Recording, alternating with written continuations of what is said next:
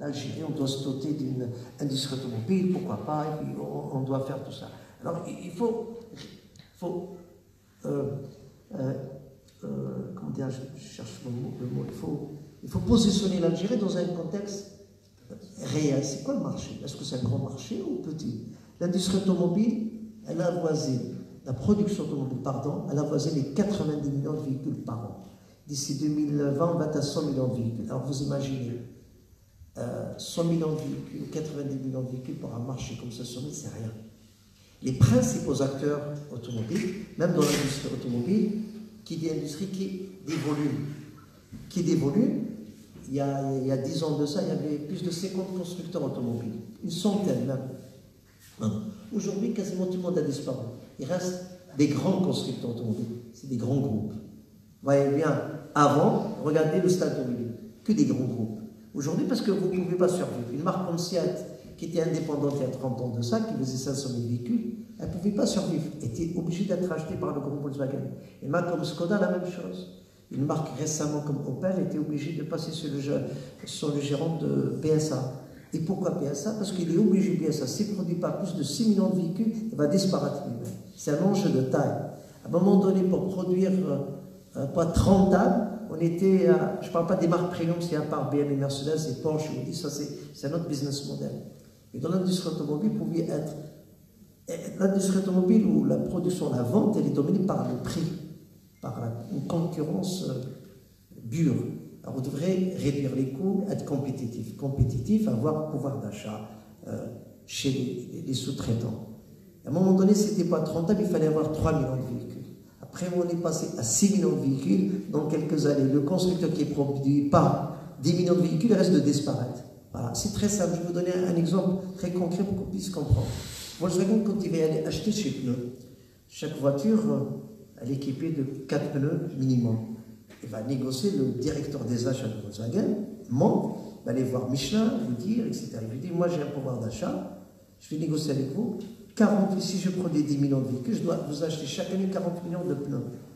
Le prix c'est 20 € le pneu, moi j'exige d'acheter à 15 €. Ça lui permet d'acheter mieux que PSA, ça lui permet de gagner plus d'argent. Si ça lui permet de gagner plus d'argent, ça lui permet d'avoir une cagnotte qui lui permet de faire plus de recherche et développement. C'est pour ça que dans les constructeurs automobiles de gros Volkswagen, c'est le constructeur qui investit beaucoup en recherche et développement. Son budget de recherche et développement en investissement sur les 5 prochaines années, 50 milliards d'euros d'investissement qu'il va mettre sur la table pour produire plein de modèles, plein de technologies, les véhicules électriques. Bien sûr, et chaque constructeur a son budget. Ça, c'est juste pour vous simplifier, sans parler d'autres avantages que le fait que c'est gros, vous allez réduire les coûts de production et être compétitif. En gros, le marché mondial est dominé par 3 grands constructeurs. C'est le groupe Volkswagen, le groupe l'Alliance Renault, Mitsubishi Nissan récemment, et puis le groupe Toyota. Après, vous avez le groupe General Motors.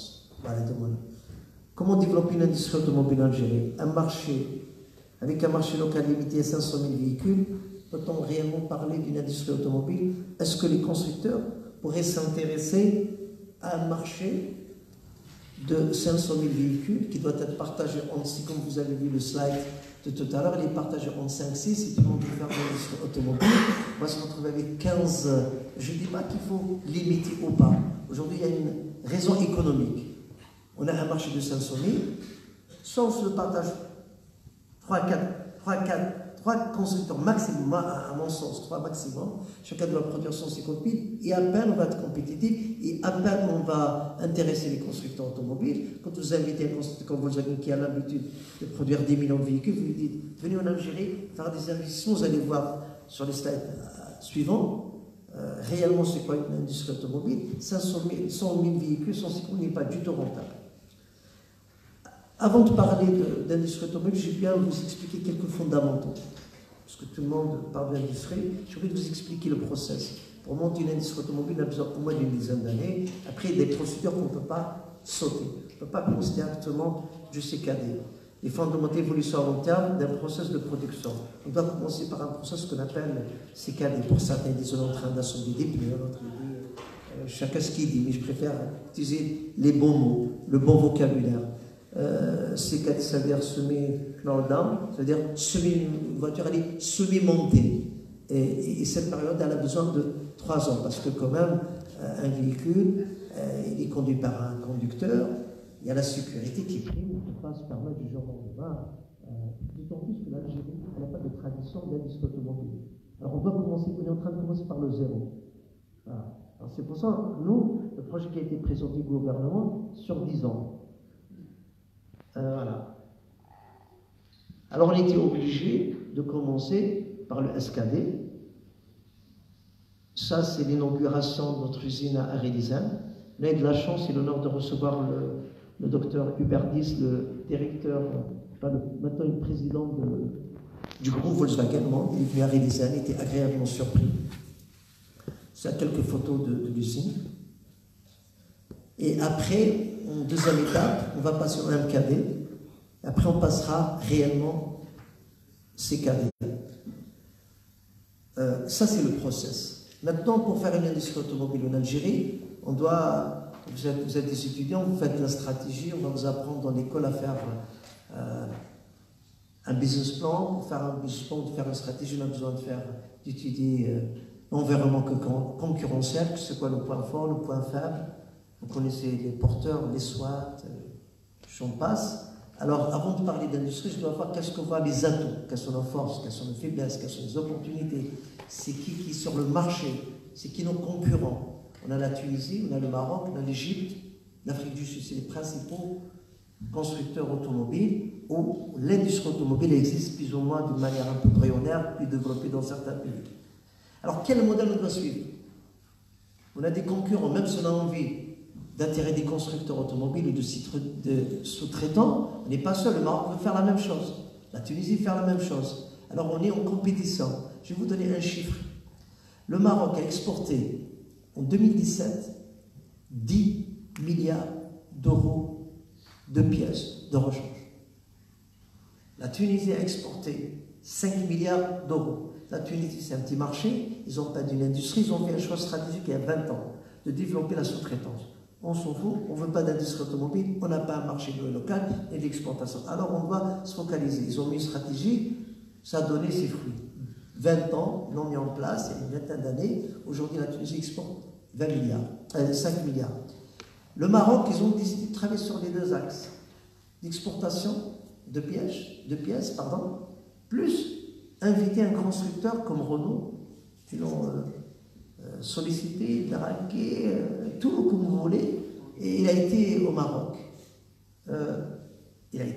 Finalement, ils ont ouvert toutes les portes, ils ont facilité l'investissement, ils ont investi, et puis aujourd'hui, le Maroc, on peut dire qu'il est doté d'une industrie automobile, elle va être un grand acteur. Ils font 450 000 véhicules, ils vont atteindre à 600 000 véhicules, puis ça va faire 200 000 véhicules dans 2 ans. Et puis il leur manque un autre groupe. Ils n'étaient pas contents que Volkswagen vienne en Algérie parce qu'il leur fallait un autre constructeur pour atteindre les 1 million. Si on atteint 1 million de production, ils peuvent vraiment attirer des sous-traitants. Parce qu'un sous-traitant, quand il va venir, pareil, il a un business plan, il a un plan de rentabilité. Il y a certaines pièces, il vous faut minimum 100 000 pièces, identiques, sinon on n'est pas rentable. Sur d'autres pièces, il vous faut 1 million de pièces. Je discutais avec un sous-traitant de Volkswagen allemand, numéro 1 mondial de la sous-traitance, Bosch. Il m'a dit pour produire une pièce, il me faut 1,5 million, 1,2 million. Si je n'ai pas 1,5 million de pièces, localement ou exportées, je ne peux rien faire. Je ne peux pas être rentable pour cette pièce. D'autres 500 000, etc. Vous voyez bien les enjeux. Alors le Maroc maintenant, leur défi d'atteindre les 1 million. Alors nous en Algérie, on n'est pas encore là. Et la Tunisie, ils ont pris encore de l'avance. Alors nous, il n'y a pas réellement, on n'a pas de visuel, pas de stratégie. C'est ça le problème. Est-ce qu'on suit le modèle tunisien? Est-ce qu'on suit le modèle marocain? Le Maroc, ils n'ont pas 36 000 assembleurs ou producteurs. Hein. Il y a Renault, groupe, et PSA qui va commencer. Voilà.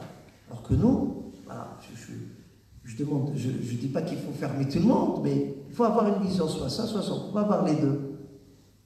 Si on était un marché de 4 millions de véhicules, oui, pourquoi pas.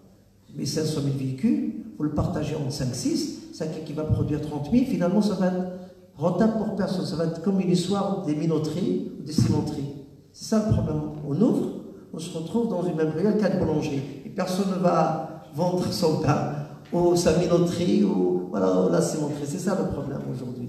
Comme ça devient à la mode, tout le monde fait de l'automobile, tout le monde fait de l'automobile, la téléphonie, tout le monde veut faire de la téléphonie. On ne peut pas évoluer dans un contexte comme ça.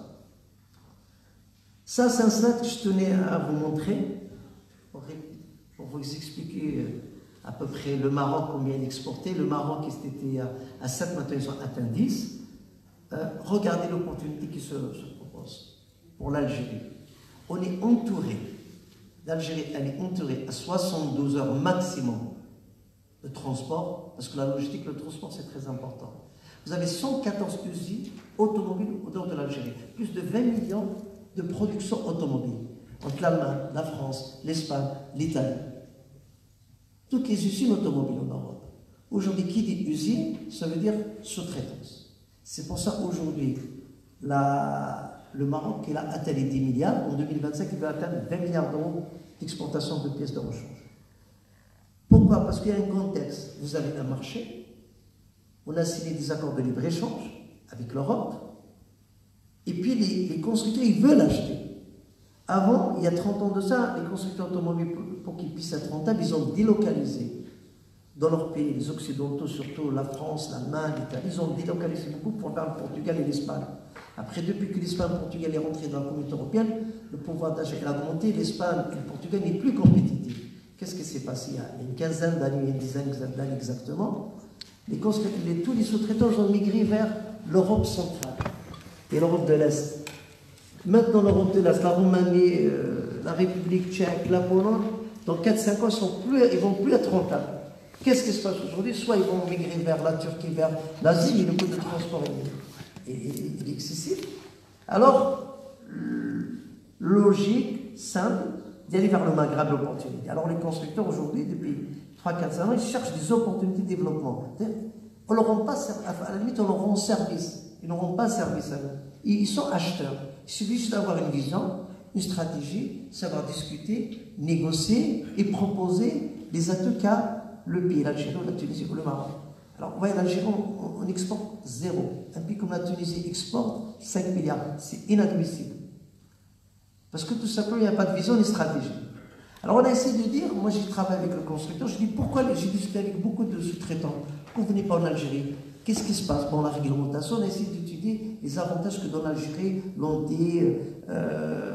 j'ai essayé de comparer les avantages comparatifs, le Maroc, la Tunisie, l'Algérie. L'Algérie, quand même, offre beaucoup d'atouts, mais vraiment beaucoup d'atouts. Je vais vous montrer les atouts tout à l'heure, vous allez les voir. Après, je reviens par les atouts tout à l'heure. Quand même, il ne suffit pas de ramener un sous-traitant, de lui dire venez, etc. Un sous-traitant automobile, ça se construit sur une dizaine d'années. Il faut créer toute une chaîne de valeur, il faut créer un écosystème. Il faut faire des choix stratégiques. Quels sont les atouts? Demain, en Algérie, je veux faire de la sous-traitance. Je dois étudier les opportunités que j'ai. Quels sont les atouts de l'Algérie?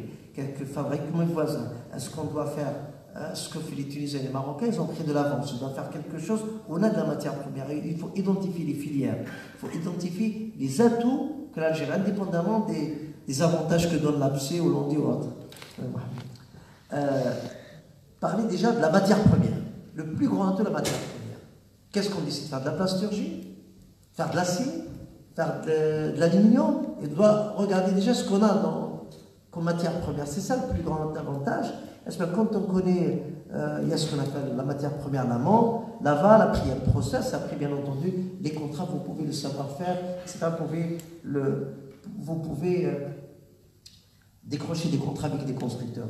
Et puis on peut commencer par des choses très simples. Là, je vous montre, par exemple, ça. On ne va pas fabriquer une boîte de vitesse, on va fabriquer ça. Vous savez, c'est quoi ça? Dans chaque voiture, vous avez ce qu'on appelle un petit bol. On met le liquide de refroidissement ou l'essuie-glace. C'est un truc en plastique. Ça, on peut le faire. On a de la pétrochimie qui commence à se développer. Et chaque voiture, vous avez ça. C'est pas la peine de faire un disque de frein. On prend juste la plasturgie. Aujourd'hui, une antenne sur une voiture, chaque voiture a une antenne en plastique, c'est très facile à faire. Et la plasturgie aujourd'hui dans la voiture représente 15%. D'ici 2023, va atteindre 30%. On doit faire un choix stratégique. Pourquoi les boîtes à vitesse ou l'acier? Faisons des choses très simples. Et oui, on a l'avantage. Alors, voilà la chaîne de valeur. Alors, aujourd'hui, il y a un grand projet à Blara pour faire de l'acier. Il faut voir déjà maintenant le plan de charge de Blara, de leur dire si on veut faire de la tôlerie, de la carrosserie, il faut leur dire que vous devrez produire, on a des minerais d'acier ou de fer, produire déjà la matière première pour l'automobile et on peut l'exporter. Chaque année, c'est des millions de tonnes qui sont achetées par des constructeurs des pays comme l'Espagne, la Volkswagen Group, l'Italie, la France, etc. d'acier. Aujourd'hui, on a vécu. Le Maroc, aujourd'hui, ils ont un grand problème sur la carrosserie, elle est importée. Pourquoi? Parce qu'ils n'ont pas, ils achètent les bobines, alors qu'en Algérie, on peut le produire. On peut faire des choix comme ça, on doit comparer ce qu'il n'y a pas le Maroc, ce qu'il n'y a pas la Tunisie. Et honnêtement, sur le fond de la forme, on a beaucoup d'avantages. Juste malheureusement, on n'a pas la stratégie. Voilà, ça c'est le modèle tunisien par exemple. Les Tunisiens, ils ont décidé, ils ont mis une loi il y a une vingtaine d'années, de dire aux constructeurs automobiles, si vous voulez importer vers la Tunisie, vous exportez vos voitures vers la Tunisie, achetez de la pièce chez nous. C'est comme ça que ça s'est développé. Volkswagen, chaque année, il envoie 200 millions d'euros de véhicules, il achète de la Tunisie 500 millions d'euros de pièces. Voilà, c'est ce qu'on appelle un système de quotas. L'argent, il y a certains pays qui ont ça. Voilà, ça c'est un modèle qui est défendable, il a atteint ses objectifs.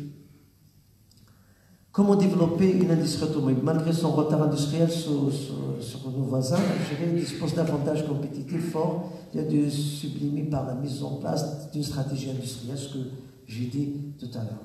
Les atouts, je revenais sur les atouts. Quand même, on a pas mal d'atouts. Un marché de 500 000 véhicules, 6 millions de véhicules. On a des accords signés avec la communauté européenne, la zone arabe de libre-échange, accord d'investissement avec 40 pays. On a détaillé tous les avantages qu'offre l'ANDI. Dispositif l'ANDI, les exonérations, la TVA droit douane, 5 ans, etc. 5 millions de tonnes d'acier, capacité de production dans des aciéries au fourneau électrique, 21 millions de tonnes de capacité de production de plastique en Algérie, une matière gazière, des fois plus, le coût d'électricité du gaz, on a beaucoup d'avantages. L'Algérie dispose de 40 ports, voilà, 1200 km, et j'en passe, vous connaissez tout ça, les universités, qu'on a le capital humain, 50 universités, 1,7 million d'étudiants, etc. À partir de là, on fait ce qu'on appelle une SWOT. Quels sont nos points forts? Quels sont nos points faibles? Ce qu'on vous apprend à l'ISA ou ailleurs, les opportunités et les faiblesses. En gros, pour faire une recommandation stratégique, on doit s'appuyer sur nos forces, améliorer nos faiblesses, saisir les opportunités et prendre en considération les menaces. Voilà, pour sortir des recommandations. C'est pas moi de faire ça, normalement c'est le gouvernement, c'est les ministres qui doivent faire ça. Non, on contribue, mais des opérateurs, c'est notre devoir de le faire. On offre des propositions, on est consulté avec les ministères, on travaille en droit de collaboration. Mais bon, l'Algérie, Alain, honnêtement, c'est sans complexe, je le dis, on a un potentiel de devenir premier exportateur dans la région. L'Algérie, si on a une vraie vision, on met en place d'y aller jusqu'au bout, vraie stratégie, on peut atteindre les 15-20 milliards d'euros d'exportation. C'est quoi? C'est très simple. Aujourd'hui, vous invitez un constructeur comme Volkswagen qui achète chaque année 50 milliards d'euros de pièces de rechange. Vous l'invitez, vous discutez tête à tête. Je vous offre le marché algérien, achetez en Algérie 1-2 milliards d'euros de pièces de rechange. C'est quoi 2-3 milliards d'euros pour Volkswagen? Lui, ils les achètent en Turquie, en Espagne, au Maroc. Pour moi qu'ils les achètent ici en Algérie, d'autant plus on lui donne le marché. Alors on donne le marché sans demander une contrepartie. Moi, en tant qu'opérateur économique algérien, si je pense à moi, je dis c'est bien comme ça, il est sur la loi telle quelle, je profite, c'est sympa. Je n'ai pas d'obligation. Mais non, je dois penser aussi, j'ai une responsabilité, je dois penser mobile, développement économique mobile. On oriente le gouvernement d'y aller sur ça, sur cette vision. Mais bon, après nous, on n'est pas décideurs, on leur donne, on est une force de proposition, comme d'autres opérateurs, et puis c'est eux de décider. Voilà, alors en gros ce que je voulais dire. Et je voulais terminer avec ce film. Je ne sais pas comment on doit faire pour le son.